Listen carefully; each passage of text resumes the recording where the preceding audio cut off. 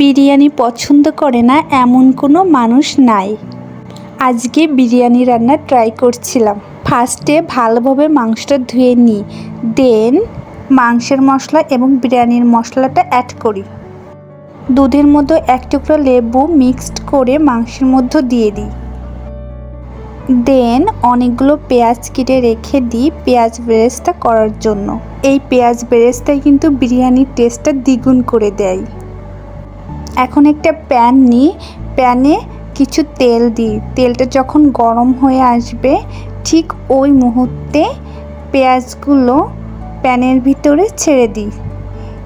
এখন পেঁয়াজটা ততক্ষণ পর্যন্ত ভাজতে হবে যতক্ষণ পর্যন্ত পেঁয়াজে একটা হালকা বাদামি কালার ভাব না আসে। লো হিটে পেঁয়াজগুলো ভেজে নিতে হবে। বেশি জোরে যদি হিট দেওয়া হয় তাহলে পেঁয়াজগুলো কিন্তু পুড়ে যাবে। এই যে হালকা বাদামি কালার হয়ে গেছে, এখন আমি পেঁয়াজগুলো উঠাই নেব।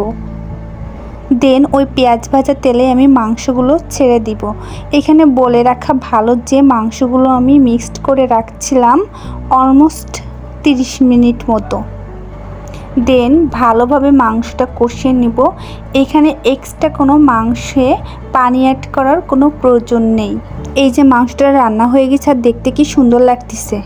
এখন মাংসের উপর যে তেল উঠবে ওই তেলটা দিয়েই আমি চাউলগুলো ভেজে নিব।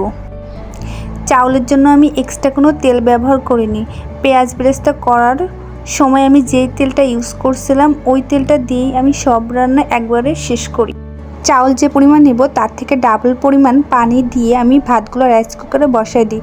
দেন দেখেন ভাতগুলো কি ঝুরঝুরে হয়েছে, অনেক বেশি সুস্বাদু হয়েছিল আর খেতেও অনেক মজা লাগছিল।